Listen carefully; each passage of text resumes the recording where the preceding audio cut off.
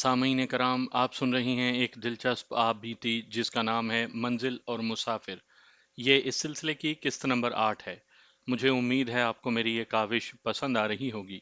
आपने अगर अभी तक मेरा चैनल कहानी घर सब्सक्राइब नहीं किया तो अभी मेरे चैनल को सब्सक्राइब करके बेल नोटिफिकेशन ऑन कर लीजिए ताकि आने वाली हर नई कहानी की इत्तला बर वक्त आप तक पहुंच सके। अब मैं आपको बताता हूँ कि ग़ुलामी क्या होती है। मैं कहता हूँ कि हिंदुस्तानियों ने ग़ुलामी का वो जायका तो चखा ही नहीं था जो अंग्रेज़ों ने बंगालियों को चखाया था। ये एक जहर था जो बंगालियों को दिया गया था। आपने एक इस्तिलाह तो सुनी होगी, भूखा बंगाली। मुझे याद है कि ये इस्तिलाह हमारे गांव तक भी पहुंची। जब बंगाली का नाम आता था तो जब तक भूखा ना कहा जाता, उस नाम को नामुकम्मल समझा जाता था। मैं आपको बताता हूँ कि ये इस्तिलाह चली किस तरह। उस जमाने के फौजी अभी जिंदा हैं जो बंगाल में रहे थे। वो जानते हैं कि अंग्रेजों ने बंगालियों को किस तरह भूखा मारा था। ये मैं अपनी इस दास्तान में इसलिए शामिल कर रहा हूँ कि हमारे वो नौजवान जो समझते ही नहीं कि आज़ादी है क्या, उन्हें पता तो चले कि जब खुदावन ताला की ये बात या ये फरमाने इलाही पूरा हो जाता है कि तुम अगर अपने इखलाक और किरदार को नहीं संवारोगे या कुरान के मुताबिक नहीं करोगे तो हम तुम पर एक और कौम को मुसल्लत कर देंगे। तो ये कौम जो किसी बदकार और बदअहद कौम पर मुसल्लत होती है तो वो महकूम कौम के साथ क्या सलूक करती है। बंगाली लड़ने वाली कौम है, खसूसन मुसलमान जंगजू हैं और जंगजू चले आ रहे थे। उन्होंने जब देखा कि सुभाष चंद्र बोस जो बंगाली था जापान के पास चला गया है और जापान की मदद से हिंदुस्तान को आज़ाद करवाना चाहता है, तो बंगालियों ने फौज में भर्ती होना छोड़ दिया। बाज़ लोगों का ख्याल है कि बंगाली बुज़दिल थे इसलिए फौज में भर्ती नहीं होते थे। ये बात बिल्कुल गलत है। मैंने बंगालियों को करीब से देखा है। मुसलमान बंगाली की शुजाअत पर किसी को शक नहीं था। सितंबर 1965 में लाहौर के महाज पर और बेदिया सेक्टर में बंगाली रेजिमेंट्स लड़ रही थी। उनकी शुजाअत ने मगरबी पाकिस्तान को बचा लिया था। कहीं से भी कोई ऐसी खबर नहीं मिली थी कि किसी बंगाली ने बुज़दिली का मुजाहरा किया हो या धोखा दिया हो। सन 1971 में बंगालियों ने तय कर लिया कि मशरकी पाकिस्तान को बांग्लादेश बनाना है, तो दिसंबर 1971 की जंग में लाहौर के महाज से बंगालियों की पूरी बटालियन भागकर दुश्मन के पास चली गई थी। मशरकी पाकिस्तान में भी बंगाल की रेजिमेंट के बंगालियों ने ऐसे ही किया था। इसे हम गद्दारी कहते हैं लेकिन उनकी नज़र में यह बहादुरी थी। इसलिए यह कहना गलत है कि बंगाली बुज़दिल था। मैंने आपको वजह बताई है कि बंगालियों ने क्यों अंग्रेज़ों की इंडियन आर्मी में भर्ती होने से इनकार कर दिया। एक वजह और हुई, वो ये कि बंगाल चावल पैदा करता था। चावल के ताजिरों ने तमाम चावल किसानों से खरीद कर गायब करना शुरू कर दिया था। इसमें उनका कारोबारी फायदा भी था और ये हिंदू कांग्रेस की कार्रवाई भी थी। अब वजह को आप छोड़ें, अंग्रेज ने जब अपना शाहाना हुक्म चलाया तो सारे बंगाल की पैदावार अपने कब्जे में इस तरह कर ली कि आम लोग समझ ही न सके और हुआ ये कि मुल्क में कहत पड़ गया। ये मसनूई कहत ऐसा पड़ा कि चावल का कहीं एक दाना नजर नहीं आता था। लोगों के एहतजाज को कौन सुनता? वो जमहूरियत नहीं थी बल्कि अंग्रेजों की बादशाही थी। ये बादशाही फिरौनियत में बदल गई और बंगाली भूख से मरने लगे। मैं उन दिनों अपनी बटालियन के साथ कलकत्ता में था। फिर हमारी बटालियन को ढाका भेजा गया। अल्लाह मेरी तौबा, मैंने वहां जो जो मनाजिर देखे हैं आज भी याद करता हूं तो रोंगटे खड़े हो जाते हैं। बड़े होटलों में जहां फौजी और अफसर जाते थे चावल पकते थे। मैंने देखा कि होटल के बर्तन धुलते और जो पानी नाली से बाहर आता था वहां बंगाली बच्चे एक दूसरे पर गिरकर एक दूसरे को धक्के दे दे कर उस पानी में हाथ डालते थे, क्योंकि उस पानी में चावलों के दाने बाहर आते थे। गंदी प्लेटें धुलने से कुछ दाने बाहर आ जाते थे। छोटे छोटे बच्चे होटलों की नालियों में से चावलों का एक एक दाना उठाकर मुंह में डालते थे। फौजियों को शहर में जाने की इजाजत थी। फौजी जब शहर में घूम फिर कर आते तो ऐसी ऐसी बातें सुनाते थे कि हाथ अपने आप ही कानों तक पहुंच जाते और जबान पर बेख्तियार अल्लाह अल्लाह आ जाता था। इसमें कोई झूठ नहीं कि बेशतर बंगालियों ने अपने बच्चे बेच डाले थे। 10-10, 12-12 साल की बच्चियां हवसकार आदमियों के हवाले कर देते। कोई औरत बच्चे को जन्म देती तो नौजायदा बच्चे को उठाकर बाहर फेंक देते थे। मैं एक रोज शहर गया। मेरा दोस्त हमीद मेरे साथ था। ایک अधेड़ उम्र बंगाली ने मुझे रोक लिया। बंगाल के बड़े बड़े शहरों में इस्मत फरोशी तो बहुत ज्यादा थी। खसूसन कलकत्ता तो फौज का शहर बन गया था। महाज से जो यूनिटें वापस आती थी वो कलकत्ता में रुकती थी, और उनकी जगह जो यूनिटें आगे भेजी जाती थी वो कलकत्ता ही में रुकी हुई होती थी। अंग्रेजों की फौजें भी थीं जिन्हें हम गोरा रेजिमेंट्स कहा करते थे, और अमरीकी फौज भी थी। इसके अलावा ऑस्ट्रेलिया की और कुछ दूसरे मुल्कों की फौजें भी थीं। अफ्रीका के हबशियों की रेजिमेंट्स भी थी। आप जानते हैं कि फौजी जब फ्रंट से आता है तो वो यूं समझता है कि जैसे मौत के मुंह में से निकल कर आया हो। मैं पाकिस्तान आर्मी की बात नहीं कर रहा, मैं जंग अजीम की दौर की बात कर रहा हूं। फ्रंट से आए हुए फौजी सबसे पहले इस्मत फरोशों के यहाँ पहुंचते थे। कलकत्ता में तो ये आलम था कि एक आदमी दो दो तीन तीन औरतें साथ लिए फिरता था। फौजी अपनी वर्दी में होते थे, सिविलियन कपड़े पहनने की इजाजत ही नहीं थी। जहां कहीं फौजी रुक जाता, इस्मत फरोश उसे घेर लेते और अपनी अपनी औरतें उन्हें दिखाने लगते। ये धंधा खुले बंदों चलता था। पुलिस की कोई चेकिंग या पाबंदी नहीं थी।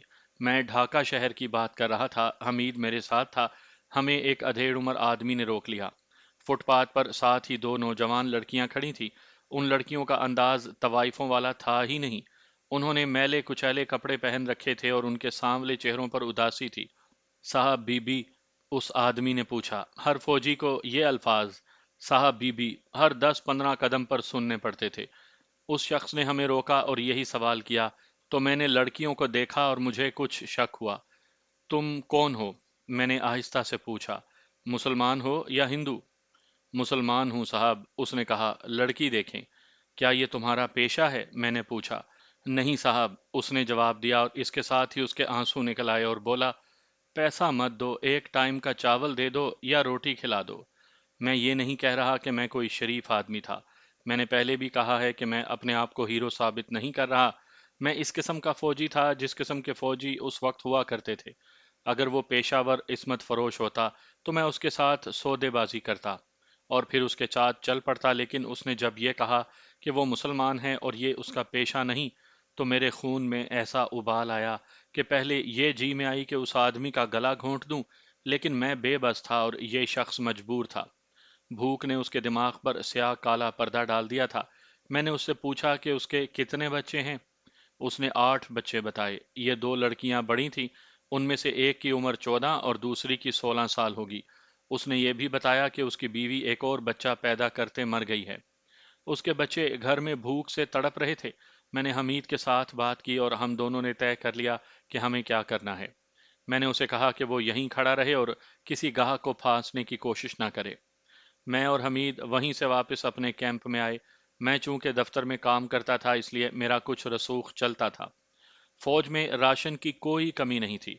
मैंने एक हवालदार को बुलाया और उसके साथ बात की। उसने कहा कि तुम किस किस मुसलमान बंगाली का पेट भरोगे? मैंने उसे कहा कि मुझे जिसने अपनी कमसिन बेटियां पेश की हैं, मैं कम से कम उसका एक वक्त के लिए तो पेट भर दूं। बहरहाल कुछ बहस मुबाहिसे के बाद थोड़े से राशन का बंदोबस्त हो गया।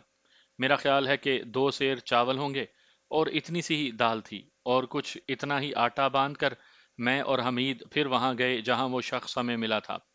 कैंप से ये राशन निकालना मुश्किल था क्योंकि संतरी घूमते रहते थे, लेकिन हम दोनों इधर उधर से निकल गए। वो शख्स वहीं खड़ा था। हमने ये राशन उसके हवाले किया तो उसने अपनी बेटियों की तरफ देखा, फिर उसने हमारी तरफ देखा। अपने साथ ले जाएगा? उसने पूछा। मेरे घर जाएगा? वो पूछ रहा था कि हम लड़कियों को कहाँ ले जाएंगे। हम तुम्हारी बेटियों को कहीं भी नहीं ले जाएंगे, मैंने कहा। हम मुसलमान हैं, हम ये राशन तुम्हारे बच्चों के लिए लाए हैं। ये भी और अपनी बेटियों को भी वापस ले जाओ। उसने मेरी तरफ आंखें फाड़ कर देखा और देखते देखते उसकी आंखों से आंसू जारी हो गए। हमीद ने उसके कंधे पर थपकी दी और उसे घर जाने को कहा, और साथ ये भी कहा कि वो मुसलमान होकर अपनी बेटियों की इज्जत इस तरह ना बेचे। कब तक? उसने रोते हुए कहा। आप पर रोज तो मुझे ये चीजें नहीं दे सकते। बच्चों के पेट भरने के लिए कुछ तो करना ही पड़ता है। आपको क्या मालूम कि हमारे मुल्क में क्या हो रहा है? मैंने हमीद को बाजू से पकड़ा और उसे कहा, आओ चलें। मेरी अकल तो जैसे बेकार हो गई थी, कुछ समझ में नहीं आता था। बेइख्तियार मेरे मुंह से निकला, ये है गुलामी, ये है गुलामी। हमीद को बाजू से पकड़े हुए मैं वापस आ रहा था। बेशुमार नन्हे मुन्ने हाथ हमारे आगे फैलते जा रहे थे। उन लोगों की खेतियां बंजर नहीं हुई थी, बांझ भी नहीं हुई थी। हुआ सिर्फ ये था कि उनकी खेतियों पर अंग्रेज काबिज हो गया था। उस रात मुझे वो बुजुर्ग कबायली पठान बहुत याद आया। उसकी बातें याद आईं। उसने कहा था कि तुम नहीं जानते कि मुसलमान काफिर का गुलाम हो जाए तो मुसलमान का ईमान बर्बाद हो जाता है। वो मुसलमान नहीं रहता, उसका रोजा कबूल नहीं होता और उसकी नमाज भी कबूल नहीं होती। उसने ये भी कहा था कि ये मत सोचो कि तुम्हें पैसा किधर से मिलता है, ये सोचो कि तुम्हारा ईमान किस तरह ठीक रहता है। और उस बुजुर्ग पठान ने यह भी कहा था कि फिरंगी ने तुम्हें बहुत सस्ता खरीद लिया है। मुझ में इतनी अकल नहीं थी कि मैं सोचता कि अंग्रेजों से किस तरह आज़ाद हुआ जा सकता है। मैंने ये भी सोचा कि इस अधेड़ उम्र मुसलमान को मैं किस तरह हर रोज राशन पहुंचा सकता हूं। नामुमकिन था। मैं कुछ भी नहीं कर सकता था। मुझे वहां के सिर्फ मुसलमानों का ख्याल आ रहा था। मैं अकल से नहीं, जज्बात से मगलूब होकर सोच रहा था। मुझे आईएनए का ख्याल आया। मैं आईएनए के मुतल्लिक या उसके पसे मंजर और असलियत के मुतल्लिक जो बातें पहले सुना चुका हूँ, वो तो मुझे बाद में मालूम हुई थी। उस वक्त तक, जिस वक्त की मैं बात कर रहा हूँ, मैं आईएनए को बिल्कुल जायज समझता था, और जिस रोज मैंने उस मुसलमान बंगाली को देखा, उस रोज मैंने एनआई को ज़रूरी समझा। यहाँ से मुझे ज़रा सुकून मिला। मैंने उसी रात तय कर लिया कि मेरी बटालियन जब फ्रंट पर जाएगी तो मैं उधर से भगोड़ा होकर जापानियों के पास चला जाऊंगा, और फिर मैं आईएनए के साथ हिंदुस्तान में एक फाते की हैसियत से दाखिल होऊंगा। मुझे नींद आने लगी और मैं सो गया। उसी रात हमें जगाया गया, तैयारी का हुक्म मिला, ट्रक आ गए। वहां तो हम तैयारी की हालत में ही रहते थे। हम ट्रकों में बैठे और ट्रक चल पड़े। हम जानते थे कि हम हिंदुस्तान वापस नहीं बल्कि बर्मा के महाज पर जा रहे हैं। सुबह हुई तो मैं बता नहीं सकता कि हम कहाँ थे। ट्रक चलते रहे, कहीं खाने के लिए रुके और फिर चल पड़े। और कुछ दिनों की मुसाफत के बाद हम उस जगह पहुंच गए जो मैदान जंग नहीं बल्कि कयामत का मैदान था। धमाके दूर से सुनाई दे रहे थे। हुक्म मिलने पर हम कूद कर ट्रकों से उतरे। मैं अपने कंपनी कमांडर के साथ था। हम आगे ही आगे दौड़ते जा रहे थे। अब हम फ्रंट पर थे, जहां मौत की चीखें और जनाटे सुनाई दे रहे थे। मैं ऑफिसर तो था नहीं कि मुझे मालूम होता कि हमारी पोजीशनें कहाँ हैं और हमारी बटालियन किस स्कीम के तहत उन पोजीशनों में जा रही है। हम अब हुक्म के पाबंद थे, और वहां का माहौल और धमाके साफ बताते थे कि अब हम मौत के दोष बदोश चल रहे हैं। थोड़ी ही देर के बाद फिजा में बड़ी जबरदस्त घन गरज सुनाई दी। ऊपर देखा तो 8-9 हवाई जहाज थे। मुझे कुछ पता न चला कि ये हवाई जहाज अंग्रेजों के हैं या जापानियों के। पता उस वक्त चला जब एक जहाज गोते में आया और हमारी पोजीशनों पर मशीन गन का फायर करता हुआ आगे निकल गया। मुझे मालूम ना हो सका कि उस फायरिंग ने हमारी बटालियन के कितने जवान मार डाले हैं या कुछ बचत हो गई है। अब तो ये आलम था कि अपने आप को बचाना था। सिर्फ ये देखना था कि मैं जिंदा हूं या नहीं। नफसा नफसी शायद इसी को कहते हैं। 4 या 5 हवाई जहाज हमारे ऊपर से गुजर गए। उनकी मशीन गनें गोलियां उगल रही थी। हमारे मशीन गनरों ने उन पर फायरिंग की और एक जहाज को मार लिया। उस हवाई जहाज से पहले धुआं निकला, फिर यह धमाके से फटा और उसके टुकड़े फिजा में बिखर गए। दूसरे जापानी हवाबाजों ने उसी वक्त इंतकाम ले लिया। मैंने एक बुलंद टीकरी से पीछे को देखा। हम जिन ट्रकों से उतरे थे वो मुझे नजर आ रहे थे। वो जहां खड़े थे वो कोई वसीओ अरीज मैदान नहीं था। वो 250 या 300 गज चौड़ी जगह थी। उसके तीन तरफ टीकरियां थीं। जगह कम होने की वजह से ट्रक एक दूसरे के साथ लगे खड़े थे। मैदान जंग में ट्रकों को इस तरह इकट्ठा नहीं रखा जाता, लेकिन उन ट्रकों में सामान उतारा जा रहा था।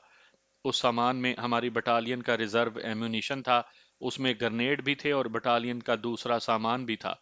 हेडक्वार्टर कंपनी के कुछ जवान वो सामान ट्रकों में से उतार रहे थे। एक जापानी हवाबाज ने अपने हवाई जहाज को गोते में डालकर उन ट्रकों पर मशीन गनें फायर की और आगे निकल गया। उसके पीछे दूसरा हवाई जहाज आया। उसके परों के नीचे से 2 बम निकले जो ट्रकों के झुरमट के वस्त में गिरे। मालूम होता था कि ये बम एमुनिशन के बॉक्सों पर गिरे हैं। बड़ी ही जोरदार धमाका हुआ था, और इसके साथ ही कई एक ट्रकों से आग के शोले निकलने लगे। यह अंदाजा करना मुश्किल था कि हेडक्वार्टर कंपनी के कितने आदमी मारे गए हैं। लेकिन जहां इतनी जोर का धमाका हुआ था, इतना ज्यादा एमुनिशन फटा, वहां शायद ही कोई बंदा बचा होगा। वहां तो अब ऐसे ही धमाके थे अपना तोप खाना हमारा पीछे था। अपनी तोपों के गोले हमारे ऊपर से गुजर कर आगे जाते थे। तोप के गोले की चीखें बड़ी खौफनाक होती हैं। जापानियों के तोप खाने की गोलाबारी भी हो रही थी। मुझे कंपनी कमांडर से इतना पता चला था कि जापानी बड़ा ही सख्त मुकाबला कर रहे हैं, लेकिन वो पीछे भी हट रहे हैं। हमें बार बार एडवांस का हुक्म मिलता था। इसका मतलब ये था कि जापानी पीछे हट रहे हैं। हम पूरा एक दिन किसी एक पोजीशन में नहीं रहते थे, दिन कहीं और रात कहीं। एक रोज हमें फिर एडवांस का हुक्म मिला। उस रोज तो ये आलम था कि जापानियों की मशीन गनों और राइफलों का फायर सही मायनों में बारिश की तरह आ रहा था। उनकी तोपों के गोले हमारी पोजीशनों के करीब करीब फट रहे थे। थोड़ी थोड़ी देर के बाद इत्तला आती थी कि हमारी कंपनी के इतने जवान जख्मी हो गए हैं और इतने मारे गए हैं। साफ पता चलता था कि जापानी जमकर मुकाबला कर रहे हैं। मैं पहली बार इस खौफ में मुब्तला हुआ कि मैं आज नहीं तो कल मारा जाऊंगा। मुझे बार बार अपने दोस्त हमीद का ख्याल आ रहा था। वो बटालियन की एक और राइफल कंपनी में था। मैंने अपने अंग्रेज कंपनी कमांडर को भी घबराहट के आलम में देखा। लड़ाई की सूरत कुछ इस तरह थी कि हमारी पोजीशनें एक लंबूतरी टीकरी पर थी और जापानी सामने वाली टीकरियों पर मोर्चा बंद थे। ये महाज दूर दूर तक फैला हुआ था। ये पूरे ब्रिगेड का महाज था। मैं उस लड़ाई की शिद्दत और खूनरेजी को पूरी तरह बयान नहीं कर रहा, क्योंकि बात बहुत लंबी हो जाएगी। इतना बताना जरूरी समझता हूं कि हमारी कंपनी के तकरीबन 15 जवान मारे जा चुके थे और कुछ इतने ही जख्मी हुए थे और मजीद जख्मी होते जा रहे थे। रात आई तो यकलख्त महाज खामोश हो गया। ये खामोशी खतरनाक थी। ऐसा हो ही नहीं सकता था कि जापानी भाग गए हों। हमने थोड़ा थोड़ा खाना खाया। उम्मीद तो ये थी कि रात खैरियत से गुजर जाएगी, लेकिन 12 बजकर 5-7 मिनट ही हुए होंगे कि रात का सकूत धमाकों से लरजने और कांपने लगा। हमारे हर तरफ गोले फट रहे थे। बड़ी ही शदीद गोलाबारी थी। उस गोलाबारी का मतलब यह था कि जापानियों ने जवाबी हमला किया है। तोपों के गोले बड़ी ही ज्यादा तादाद में हमारे पीछे भी, टीकरी के ऊपर भी और टीकरी के सामने भी गिर रहे थे। उनकी चमक से रात जरा सी रोशन होती और फिर तारीक हो जाती थी। एक गोला हमारे बहुत ही करीब फटा। उस वक्त मैं अपने कंपनी कमांडर से 10-12 कदम दूर टीकरी पर पोजीशन लिए हुए था। गोलाबारी के दौरान कोई जवाबी फायर नहीं किया था। जवाबी फायर अगर किया जाता है तो वो तोप खाना किया करता है। हमारा तोप खाना गोलाबारी कर रहा था और ये भी बड़ी ही शदीद और बहुत ही तेज गोलाबारी थी। मेरे करीब जो गोला फटा वो जगह कंपनी कमांडर की थी। उस धमाके से मुझे यूं लगा कि जैसे मेरे कान बंद हो गए हों, लेकिन मेरे कानों में अपने कंपनी कमांडर की ऐसी आवाज पड़ी जैसे वो जख्मी हो गया हो। उसका अर्दली उसके साथ था और सिग्नल देने वाला भी उसके करीब ही था। उनकी इस किस्म की आवाजें सुनाई दी जैसे भगदड़ मच गई हो। मैं उठा और दौड़कर उन तक पहुंचा। तोप के गोले के 2 या 3 टुकड़े हमारे कंपनी कमांडर को लग गए थे। पेट पर हाथ रखा तो साफ पता चला कि पेट अंदर चला गया है। वो मर चुका था। अर्दली ने माचिस जलाकर देखा। एक टुकड़ा उसके सर में लगा था। मेरा ख्याल है कि उसकी खोपड़ी कट गई थी। कंपनी कमांडर ने अर्दली से कहा कि कुछ पता नहीं कि सीओ साहब कहाँ हैं। कंपनी कमांडर की मौत की इत्तला देनी थी। गोलाबारी ने और ज्यादा शिद्दत इख्तियार कर ली। हमारी टीकरी पर 3-4 गोले और फटे तो हम तीनों इधर उधर दौड़ पड़े। मैं टीकरी के पीछे उतर गया। उस अंग्रेज के मरने का मुझे जरा सा भी अफसोस ना हुआ, बल्कि खुशी हुई कि एक अंग्रेज तो कम हुआ। उसके बाद यही कुछ होता रहा कि दोनों तरफ के तोप खाने फायर करते रहे और रात गुजर गई। रात तो गुजर गई और तोप खानों के गोले भी कम हो गए, लेकिन मशीन गनों और राइफलों का जो फायर शुरू हुआ तो 1 इंच भी महफूज न रहा। मैं छोटे छोटे दरख्तों के झुरमट में जा बैठा था और कुछ पता नहीं चलता था कि मेरी कंपनी कहाँ गई और बटालियन की दूसरी कंपनियां कहाँ गईं। मैं वहां से उठा और एक टीकरी के पीछे पीछे चल पड़ा। मैंने फायर से बचना था। चलते चलते मुझे 2 टीकरियों के दरमियान से नजर आया कि मेरी बटालियन इन पोजीशनों से उतरकर अगली पोजीशनों पर जा रही है। फायरिंग में कुछ कमी आ गई थी। उससे यह जाहिर होता था कि जापानी हमला करने के बजाय पसपा हो रहे हैं। मैंने अपनी बटालियन के साथ जाना था। ये जरूरी नहीं था कि मैं अपनी कंपनी में ही जाता। मैं टीकरियों के अंदर अंदर बचता बचाता जा रहा था। कई जगहों पर मुझे दाएं या बाएं मुड़ना पड़ा और इस तरह मैं एक ऐसी जगह पहुंच गया जो जरा कुशादा थी। मुझे अपनी बटालियन के 10-12 जवानों की लाशें नजर आईं। उन्हें देखकर मैं और ज्यादा खौफजदा हो गया। میں نے بہتر یہی سمجھا کہ پیچھے ہی رہوں اور آہستہ آہستہ چلوں، بٹالین سے تو میں جا ہی ملوں گا۔ دوپہر کا وقت تھا، فائرنگ سے پتہ چلتا تھا کہ جاپانی بہت پیچھے ہٹ گئے ہیں۔ میں ایک کشادہ سی جگہ جا پہنچا۔ اس جگہ بھی درخت بے شمار تھے، اور یہ درخت اونچے نیچے نہیں تھے بلکہ ان کی ٹہنیاں دائیں بائیں پھیلی ہوئی تھیں۔ اس کشادہ جگہ کے ارد گرد ٹیکریاں تھیں۔ ان درختوں کے نیچے بھی میں نے 4 5 لاشیں دیکھیں، اور ایک جوان نظر آیا جو ایک درخت کے تنے کے ساتھ پیٹھ لگائے بیٹھا تھا۔ مجھے وہیں سے نظر آ گیا کہ اس کی پتلون گہری لال ہو گئی ہے۔ وہ زندہ معلوم ہوتا تھا۔ میں نے سوچا کہ یہ اپنا کوئی ساتھی فوجی ہے، اور اگر یہ زندہ ہے تو اسے کم از کم پانی تو پلا دوں۔ یہ تو ہو نہیں سکتا تھا کہ میں اسے اٹھا کر کہیں پیچھے لے جاتا، وہاں تو اپنی جان کے لالے پڑے ہوئے تھے۔ میں تیز تیز قدم اٹھاتا اس تک پہنچا اور سامنے ہو کر اسے دیکھا۔ میں نے جب اس کا چہرہ دیکھا تو صاف محسوس ہوا کہ اتنی زیادہ شیلنگ اور فائر اور موت کے خوف سے میرا دماغ معاف ہو گیا ہے، یا دماغ کی کوئی رگ ڈیمیج ہو گئی ہے، اس لیے مجھے ایسی چیزیں نظر آنے لگی ہیں جن کی کوئی حقیقت نہیں۔ وہ چہرہ واجدہ کے خاوند آصف کا تھا۔ وہ اب حوالدار ہو گیا تھا۔ میں نے اسے آہستہ سے بلایا تو اس نے آنکھیں کھول دیں۔ اس کا چہرہ لاش کی طرح سفید ہو گیا تھا۔ اس کی دونوں ٹانگوں کی ہڈیاں 2 3 جگہوں سے ٹوٹ گئی تھیں۔ وہ بھی توپوں کے گولوں کے اڑتے ہوئے ٹکڑوں سے زخمی ہوا تھا۔ میں دیکھ رہا تھا کہ اس کے جسم سے بہت سارا خون بہہ گیا تھا۔ کیا تم آصف ہی ہو؟ میں نے پوچھا۔ اس نے کوئی جواب نہ دیا، آنکھیں اور زیادہ کھول کر مجھے دیکھا۔ مجھے اچھی طرح یاد تھا کہ اس نے مجھے کمین ذات کا آدمی کہا تھا، اور اس نے مجھے دھمکی بھی دی تھی کہ میں پھر کبھی واجدہ سے ملا تو یہ مجھے قتل کر دے گا۔ اس کی یہ باتیں یاد آئیں تو میرے سارے وجود میں خوشی کی لہر دوڑ گئی۔ میرا دشمن اپنی موت خود ہی مر رہا تھا۔ واجدہ اس سے آزاد ہو گئی تھی۔ مجھے واجدہ یاد آئی تو میرے دل میں آصف کی نفرت کا طوفان اٹھا۔ میں نے اپنے آپ سے کہا کہ اسے یہیں مرنے دو۔ میں وہاں سے اٹھنے ہی لگا تھا کہ اس کے ہونٹوں پر ہلکی سی مسکراہٹ آئی۔ میں رک گیا۔ تم جیت گئے ہو، اس نے کہا۔ ایک مہربانی کرو، میں بڑی سخت اذیت میں مبتلا ہوں۔ میرے سر میں گولی مار دو اور اس اذیت سے نجات دلا دو۔ میں موت کی تلخی سے بچ جاؤں گا اور تمہارا کلیجہ ٹھنڈا ہو جائے گا۔ معلوم نہیں مجھے کیا ہوا کہ میرا ہاتھ اپنی واٹر باٹل پر گیا جو پانی سے بھری ہوئی تھی۔ میں نے بوتل نکالی اور اسے کار کھٹا کر بوتل اس کے منہ کی طرف کی۔ اس نے اپنے منہ کے آگے ہاتھ رکھ لیا۔ یہ خانی، اس نے کہا، میں تمہارے ہاتھ کا پانی نہیں پیوں گا۔ کیوں آصف؟ میں نے کہا، کیا تم مجھے اتنا کمین سمجھتے ہو کہ تم مر رہے ہو اور میں تمہیں پانی نہ پلاؤں؟ مجھے یاد ہے کہ تم نے مجھے کمین ذات کا آدمی کہا تھا۔ میں کسی بھی ذات کا آدمی ہو سکتا ہوں، لیکن یہ نہ بھولو کہ میں مرد ہوں۔ میں تمہیں یہاں نہیں مرنے دوں گا۔ لو پانی پیو۔ اس نے میری آنکھوں میں آنکھیں ڈال دیں اور بوتل میرے ہاتھ سے لے کر پانی پی لیا۔ میں تمہیں اٹھا کر پیچھے لے چلتا ہوں، میں نے کہا۔ نہیں خانی، اس نے بڑی اداس اور ہاری ہوئی آواز میں کہا، تم شاید اپنی بٹالین سے بچھڑ گئے ہو۔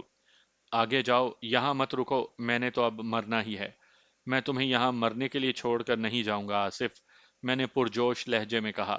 تم میری موجودگی میں نہیں مرو گے۔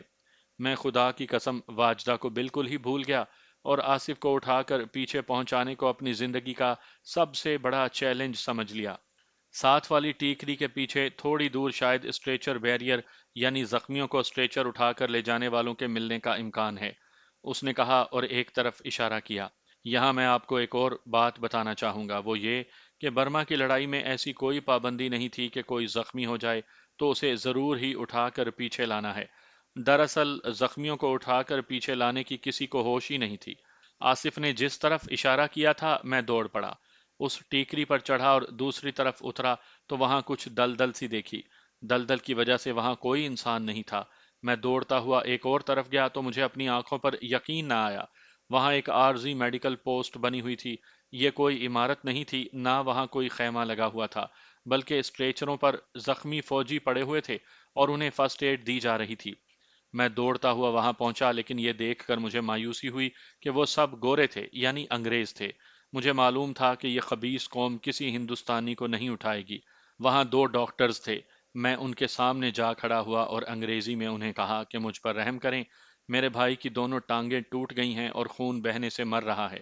ایک ڈاکٹر نے اپنے ساتھ کھڑے 2 3 گوروں کی طرف دیکھا، لیکن کہا کچھ بھی نہیں۔ ان 2 3 گوروں نے بھی میری بات سنی تھی۔ ہم آپ کے لیے لڑ رہے ہیں، میں التجا کے لہجے میں بولا۔ کیا آپ میرے بھائی کی جان نہیں بچائیں گے؟ क्यों नहीं, डॉक्टर ने बड़े अच्छे लहजे में कहा। तुम्हारा भाई कितनी दूर पड़ा है? मैंने उसे बताया तो उसने दो गोरों से कहा कि वो दौड़ कर जाएं। उन दोनों ने स्ट्रेचर उठाया और मेरे साथ दौड़ पड़े। हम आसिफ तक पहुंचे और उसे उठाकर स्ट्रेचर पर डाल दिया। उन दोनों ने स्ट्रेचर उठा लिया, मैं भी उनके साथ हो गया और कहा कि स्ट्रेचर एक तरफ से मुझे उठाने दें। इस तरह मैंने कभी आगे से और कभी पीछे से स्ट्रेचर उठाया, यानी उन दोनों से बारी बारी स्ट्रेचर लिया। इस तरह आसिफ को फर्स्ट एड पोस्ट तक पहुंचा दिया। डॉक्टर ने उसे देखा, उसकी एक टांग की हड्डी घुटनों और पांव के दरमियान से टूटी थी और दूसरी हड्डी जो दूसरी टांग की थी घुटने से जरा ऊपर से टूटी थी। मैंने डॉक्टरों से कहा कि ये मेरा बड़ा भाई है, इसे बचा लें। तुम फिक्र ना करो, डॉक्टर ने कहा, हम इसका खून रोक देंगे और पीछे भेज देंगे। इसकी जान को कोई खतरा नहीं। मैंने देखा कि ये डॉक्टर और इसका दूसरा स्टाफ अंग्रेज नहीं थे, बल्कि ऑस्ट्रेलिया की मेडिकल कोर के लोग थे। बहरहाल मैं इसे एक मौजज़ा समझता हूँ कि उन्होंने इतना करम किया कि आसिफ को इतनी तवज्जो दी। उन्होंने उसी वक्त से आर्जी तौर पर मरहम पट्टी के अमल में डाल दिया था। खानी, आसिफ ने मुझे बुलाया। मैं उसके करीब गया तो उसने कहा, तुम अपनी बटालियन के पीछे जाओ, मैं तुम्हारा ये एहसान कभी नहीं भूलूंगा। उसने अपना हाथ मेरी तरफ बढ़ाया, मैंने उसका हाथ अपने दोनों हाथों में ले लिया और इसके साथ ही मेरे आंसू निकल आए। अल्लाह तुझे जिंदगी अता करे, मैंने आसिफ से कहा। जाओ खानी भाई, उसने कहा, जिंदा रहे तो फिर मिलेंगे। मैं वहां से चल पड़ा और मैंने पक्का फैसला कर लिया कि उधर से भागकर जापानियों के पास चला जाऊंगा। मैं अपने आप को हल्का फुल्का महसूस कर रहा था। मेरे ज़मीर पर कोई बोझ नहीं था। बड़े साफ और आज़ाद जहन से मैंने फैसला किया था कि मैं इधर से भागकर जापानियों के पास चला जाऊंगा और उन्हें कहूंगा कि मुझे इंडियन नेशनल आर्मी में शामिल कर लें। दिल पर सिर्फ एक बोझ था, वो ये कि मैं आसिफ के मुतल्लिक परेशान था कि वो जिंदा नहीं रहेगा। मुझे मालूम नहीं था कि मेडिकल एड के और क्या क्या इंतजामात हैं। मैं सिर्फ ये सोच रहा था कि इतनी पीछे पहुंचाते पहुंचाते आसिफ ज्यादा खून निकल जाने से मर जाएगा। मुझे ये ख्याल भी आ रहा था कि मैं कभी वापस आकर आसिफ और वाजदा से मिल सकूंगा कि नहीं। मेरे ख्यालात में इनकलाबी तब्दीली आ गई थी। आसिफ का मुझे वहां मिल जाना और इस हालत में मिलना कि वो मर रहा था, आज भी यूं लगता है कि जैसे मैंने ख्वाब देखा था। जंगलों का वो इलाका ख्वाब की ही तरह था। इसका ये मतलब नहीं कि वो हैबतनाक और दहशतनाक जंगल था। आपने मरी के जंगलात और पहाड़ देखे होंगे, सवात भी आप गए होंगे और आपने कोई और जंगलाती इलाका भी देखा होगा। वो सब खूबसूरत जंगल हैं, लेकिन बर्मा के जंगल कुछ और ही किस्म के थे। ऊंची पहाड़ियां थीं, कम ऊंची पहाड़ियां भी थीं, और टीकरियां और चट्टानें भी थीं। नीचे से ऊपर तक दरख्त थे, लेकिन ये छोटे और बहुत ही कम बुलंद दरख्त थे, जिनके पत्ते चौड़े नहीं थे, लंबूतरे और बहुत ही छोटे छोटे पत्ते थे, और उनकी शाखें जमीन से दो चार गज ऊपर जाकर फैल गई थीं। हमारे मुल्क जैसे लंबे और बड़े दरख्त जो बहुत फैल जाते हैं, इस इलाके में बहुत ही थोड़े थे। इन छोटे दरख्तों का फायदा ये था कि अपने आप को छुपाया जा सकता था। पहाड़ों और टीकरियों के दरमियान कहीं जगह खासी खुली थी और कहीं इतनी तंग कि उनके दामन एक दूसरे के साथ मिले हुए थे। ये तो रास्तों की भूल भुलैया थीं। वहां छोटी बड़ी नदियां भी थीं। मैं अब फौज का भगोड़ा था। एक खुशी या एक सरूर सा इस बात का था कि मैंने आसिफ को मेडिकल कोर के सपुर्द कर दिया था, और ये तो अल्लाह ही को मालूम था कि उसने जिंदा रहना था या वहीं मर जाना था। मैंने अपना फर्ज अदा कर दिया था। उसके दिल से मेरी अदावत निकल गई थी। दूसरी खुशी ये थी कि मैं जंग के जहन्नुम से निकल आया था, या निकल कर जा रहा था, या यूं कह लें कि मैं जंग से बचने के लिए भाग रहा था। जो कुछ था, मुझे खुशी इस पर हो रही थी कि मैं आज़ाद था। मैं भाग तो रहा था, लेकिन अभी ये नहीं कहा जा सकता था कि मैं जिंदा रहूंगा। तोपों के गोले और हवाई जहाज़ों की मशीन गन्नों की गोलियां वहां भी पहुंच सकती थीं, जहां मैं पहुंचा हुआ था। मैंने जब ये सोचा कि इस पहाड़ी और जंगलाती इलाके में से निकलूंगा कैसे, तो मैं किसी सही सोच पर ना पहुंच सका। अगर आज भी कोई पूछे कि मैं किस मुकाम पर था, तो मैं नहीं बता सकूंगा। मुझे तोपों के धमाके, मशीन गन्नों और राइफलों के फायर की बेहंगम आवाजें सुनाई दे रही थीं। मैं उनसे दूर ही दूर हटता जा रहा था। मैं जानता था कि लड़ाई किसी और तरफ हो रही है, लेकिन मुझे उम्मीद थी कि जापानियों की कोई न कोई पोस्ट नजर आ ही जाएगी। मैं टीकरियों और चट्टानों के दरमियान चलता चला गया। बास जगह दरख्त इतने छोटे थे कि मुझे झुककर आगे बढ़ना पड़ता था। दूसरी मुश्किल मैंने देखी वो ये थी کہ تھوڑے تھوڑے فاصلے پر مجھے مڑنا پڑتا تھا، جس میں خطرہ یہ تھا کہ میں جاپانیوں کی طرف جانے کے بجائے ہندوستان کی طرف بھی آ سکتا تھا۔ میں نے دماغ کو حاضر رکھا اور ہر موڑ کو ذہن میں محفوظ کرتا گیا۔ پھر یہ خیال آیا، شام ہونے کو ہے اور میرے پاس کھانے کو کچھ بھی نہیں۔ مجھے یہ دیکھنا تھا کہ ان درختوں سے کچھ حاصل ہو سکتا ہے یا نہیں۔ اس خیال سے میں نے درختوں کو دیکھنا شروع کر دیا، لیکن ان میں کوئی ایک بھی درخت پھلدار نہیں تھا۔ میں تیز تیز چلنے لگا اور آگے ایک ندی آ گئی، جس کا پانی کنویں کے پانی کی طرح صاف اور شفاف تھا۔ میں نے ندی سے پانی کی بوتل بھر لی۔ میدانی علاقوں میں سورج غروب ہو جاتا ہے تو بھی کچھ دیر روشنی باقی رہتی ہے، لیکن اس قسم کے پہاڑی اور جنگلاتی علاقے میں سورج غروب ہونے سے پہلے ہی اندھیرا چھا جاتا ہے۔ مجھے اندازہ تھا کہ سورج ابھی افق سے تھوڑا ہی اوپر ہوگا، لیکن وہ جنگل تاریک ہونا شروع ہو گیا تھا۔ میں ندی کے پار گیا تو کچھ علاقہ ہموار ہونے لگا۔ ہموار کا مطلب یہ ہے کہ پہاڑیاں دور ہٹ گئیں اور ٹیکریوں اور چٹانوں کے درمیان فاصلے بھی زیادہ ہو گئے۔ مجھے ابھی تک کوئی پھلدار درخت نظر نہیں آیا تھا۔ میں نے سوچا کہ میں جوان آدمی ہوں، ایک رات اور شاید اگلا دن بھی کچھ کھائے پیے بغیر ہی گزار دوں گا۔ تاریکی سیاہ ہوتی گئی اور میں چلتا گیا۔ یہ بھی خدا کا شکر ادا کیا کہ موسم گرمیوں کا تھا۔ رات کو مجھے پتا چلا کہ رات تو کچھ ٹھنڈی ہو گئی ہے، لیکن مچھر بیدار ہو گئے تھے۔ اس علاقے میں مچھر بہت ہی زیادہ تھے۔ ندیاں بڑی صاف ستھری تھیں، یعنی ان کا پانی گدلا نہیں تھا، لیکن ان میں ایک خطرہ یہ تھا کہ ان میں باریک اور ذرا لمبوتری جونکیں بڑی زیادہ تھیں، اور موٹی جونکیں بھی تھیں۔ میں چلتے چلتے تھک گیا تو سوچا کہ اپنے جسم پر زیادہ ظلم نہ کروں اور اسے مشقت سے بچائے رکھوں تاکہ بھوک زیادہ محسوس نہ ہو۔ میں نے ایک جگہ ذرا اچھی دیکھی اور وہاں لیٹ گیا۔ تب مجھے معلوم ہوا کہ مچھر اس انتظار میں تھے کہ میں لیٹ جاؤں۔ مچھروں نے مجھ پر یلغار کر دی۔ میرے جھولے میں جو پیٹھ کے ساتھ بندھا ہوا تھا اور جسے فوجی زبان میں پٹھو کہتے تھے، ایک چادر پڑی ہوئی تھی۔ میں نے یہ چادر اوپر لے لی۔ تھکان اتنی زیادہ تھی کہ میں گہری نیند سو گیا۔ نیند پرسکون نہیں تھی۔ ایک تو یہ مچھر تھے جو چادر کے اندر بھی آ گئے تھے اور زمین بستر کی طرح آرام دہ نہیں ہو سکتی تھی، اور تیسرا یہ کہ میں نے جنگی لباس پہن رکھا تھا اور جنگی ساز و سامان بھی میرے جسم کے ساتھ چپکا ہوا تھا۔ اس میں ایمونیشن بھی تھا۔ نیند پرسکون کیسے آتی؟ آنکھ کھلی تو سورج پہاڑوں کے اوپر آ گیا تھا۔ میں اٹھا، چادر اٹھائی اور یہ پٹھو میں ڈال کر چل پڑا۔ 3 ٹیکریاں آج بھی یاد ہیں، راستے میں آئی تھی۔ میں تیسری ٹیکری کے ساتھ ساتھ چلتا آگے سے مڑا۔ سامنے کا منظر دیکھ کر میں حیران رہ گیا۔ وہ وسیع و عریض میدان تھا۔ پہاڑیاں دور تھیں، چٹان کوئی تھی ہی نہیں، نہ ہی کوئی اونچی نیچی ٹیکریاں تھیں۔ درخت بھی ذرا کم تھے۔ یہ ایک کھلا میدان تھا، لیکن یہ میدان کی طرح ہموار نہیں تھا۔ کہیں نیچے اور کہیں اوپر گڑھے بھی تھے اور کہیں ذرا بلند جگہ تھی۔ میں چلتا گیا۔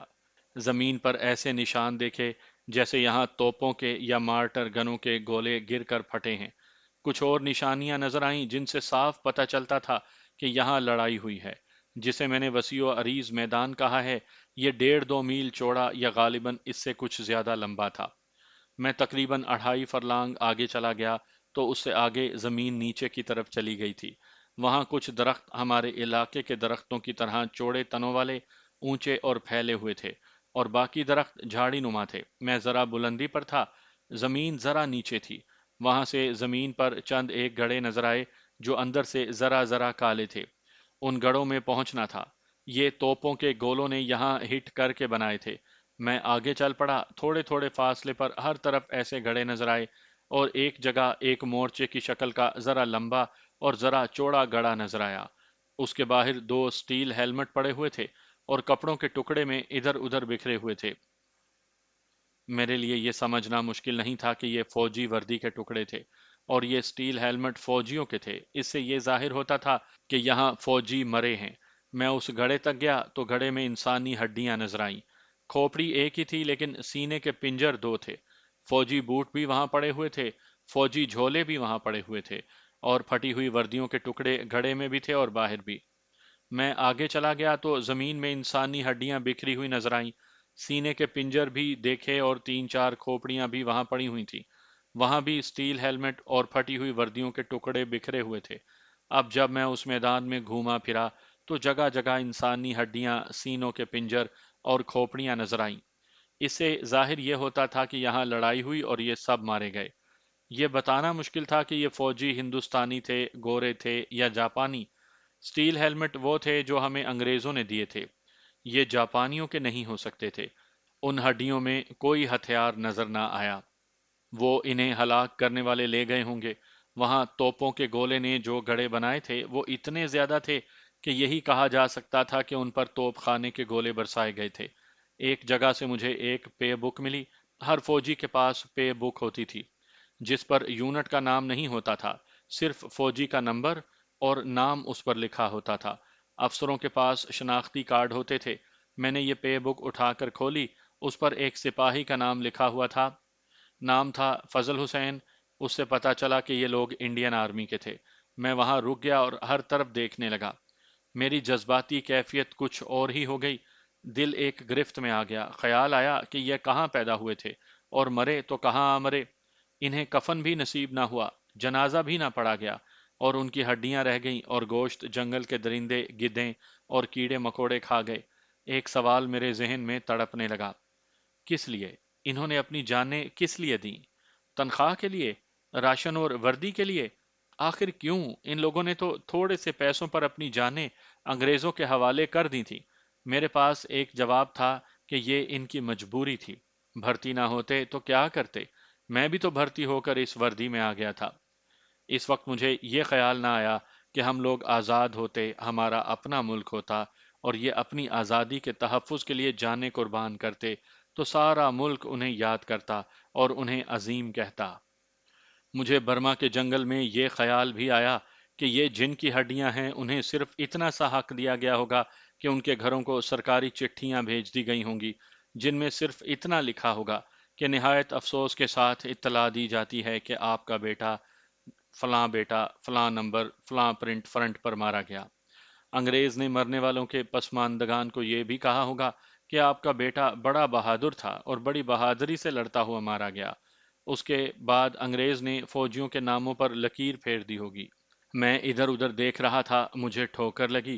نیچے دیکھا، میرا پاؤں ایک خشک ہڈی کے ساتھ ٹکرا گیا تھا۔ اس وقت میرے خیالوں کا رخ کسی اور طرف چلا گیا۔ پہلی بات تو یہ ہے کہ مجھے خدا یاد آیا۔ جس طرح اس وقت خدا یاد آیا، اس طرح میں نے کبھی خدا کو یاد نہیں کیا تھا۔ میں ایک بار پھر کہتا ہوں کہ میں اخلاقی لحاظ سے ٹھیک آدمی نہیں تھا۔ کچھ تو آپ نے اندازہ کر لیا ہوگا۔ میں آج بڑھاپے کی عمر میں محسوس کرتا ہوں کہ جب میں ان بے گور و کفن انسانی ڈھانچوں میں سے گزر رہا تھا تو حقیقت یہ تھی کہ میں ایک اور ہی زندگی میں داخل ہو رہا تھا۔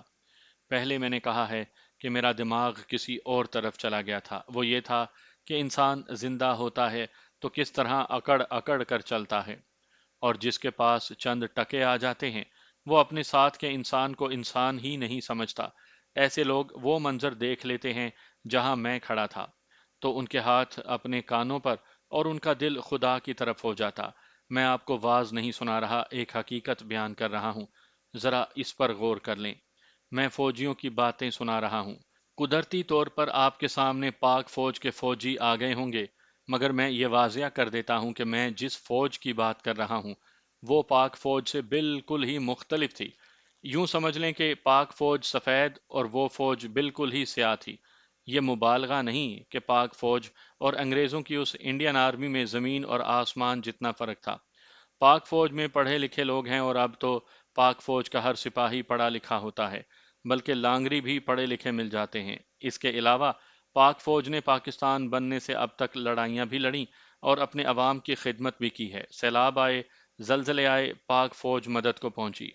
اس زمانے میں فوجی کو صرف فوجی ہی نہیں بلکہ فوجی بے وقوف بھی کہا جاتا تھا۔ دیہات کا ان پڑھ جوان کسی بڑے شہر میں جاتا تو اس کا دماغ اونچا ہو جاتا تھا اور یہی اس کی بے وقوفی ہوتی تھی۔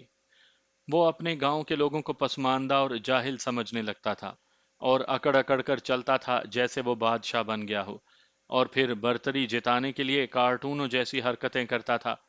جنگ عظیم کے دوران، جیسا کہ میں اپنی اس داستان میں سنا چکا ہوں، انگریزوں نے فوجیوں کو خوب سر چڑھایا تھا۔ انگریزوں نے ان بے وقوفوں کو لڑانا تھا اور اپنی بادشاہی کا تحفظ کرنا تھا۔ یوں معلوم ہوتا تھا جیسے ہندوستان میں فوجی حکومت آ گئی ہو۔ جس طرح ہماری پولیس عوام کو پریشان کرتی رہتی ہے اور معمولی سا ایک کانسٹیبل بھی رعب جماتا ہے، اسی طرح जंग अजीम में फौजी करते थे। मैं आपको एक वाकया सुनाता हूँ। हमारे इलाके में एक बार यूं हुआ कि एक फौजी ड्राइवर ने अपने ट्रक से एक बस को साइड मारी तो बस बाएं तरफ हो गई। साथ ही ढलान नीचे को जाती थी। बस ढलान से नीचे गई। कुछ उसकी स्पीड थी और कुछ ढलान थी। बस कुछ और तेज हो गई। सामने शीशम का एक दरख्त आ गया। बस दरख्त के साथ इतनी जोर से टकराई कि बस का इंजन बस के अंदर चला गया और 36 मुसाफिर मौके पर ही हलाक हो गए और फौजी ड्राइवर और उसके साथी कह कहे लगाते हुए आगे निकल गए। ये अंग्रेज का हुक्म था कि फौजी का एहतराम करो। रावलपिंडी, लाहौर और इस किस्म के बड़े शहरों के रेलवे स्टेशनों पर सरकारी तौर पर अलग टी स्टॉल बना दिए गए थे जो सिर्फ फौजियों के लिए थे। उन पर अंग्रेज बादशाह ने लड़कियां खड़ी कर दी थीं जो फौजियों को मुफ्त चाय पिलाती और साथ में केक और बिस्किट्स भी पेश करती थीं। इस तरह फौजी की हर जगह कदर मंजिलत सरकारी तौर पर ठूंसी जा रही थी। फ्रंट पर जाने से पहले मैं एक बार रेलगाड़ी पर सफर कर रहा था। एक सिविलियन मुसाफिर ने कहा कि आजकल दो ही चीजों की इज्जत और कदर है, एक फौजी की और दूसरे सरकारी डेयरी फार्म की गाय की। ऐसे फौजियों की अक्सरियत थी जो छुट्टी आते तो अपने घर वालों के साथ भी फौजी जबान में बड़े रोब से बात किया करते थे। था तो लतीफ़ा, मगर मैं आपको बताता हूँ कि यह हकीकत है। कहते हैं एक फौजी छुट्टी पर घर आया। उसकी माँ उसे खाना देने लगी तो प्लेट में चमचे से हांडी में से सालन निकाल कर प्लेट में डालने लगी। फौजी जवान शायद थोड़ा सालन खाना चाहता होगा। उसने माँ को ये कहने के बजाय कि और सालन ना डालो, ये कहा हाल्ट। माँ सालन डालती रही। फौजी ने माँ को बड़े गुस्से से कहा, एक बार हाल्ट कहने से पूरा ब्रिगेड रुक जाता है। मैंने 3 बार हाल्ट कहा और तेरा चमचा नहीं रुका। अंग्रेज अनपढ़ देहातियों और शहरियों को फौज में भर्ती करके क्यों बेवकूफ बना रहा था? इसका जवाब मेरे सामने बिखरा पड़ा था, खुश्क हड्डियों की सूरत में। कोई एक भी इंसानी ढांचा यकजा और सलामत नहीं था। ये तो पता नहीं चलता था कि वो जो खोपड़ी है वो उस ढांचे की है या इस ढांचे की। मैंने तसव्वुर में देखा कि ये लोगों को अकड़ फूं दिखा दिखा कर यहाँ आए थे, और यहाँ हुआ क्या? तोपों के गोलों ने इनके जिस्मों को बुर्दा कर दिया, जिस्मों के टुकड़े कर दिए, और फिर उन्हें गिद्धों ने, जंगली कुत्तों ने और भेड़ियों ने खा लिया। अल्लाह ताला का फरमान है कि गर्दन ऊंची करके ना चला कर, कि तू पहाड़ों से ऊंचा नहीं हो सकता, और अकड़ के ना चल कि तू जमीन को फाड़ नहीं सकता। तुझे आखिर हमारे पास ही आना है।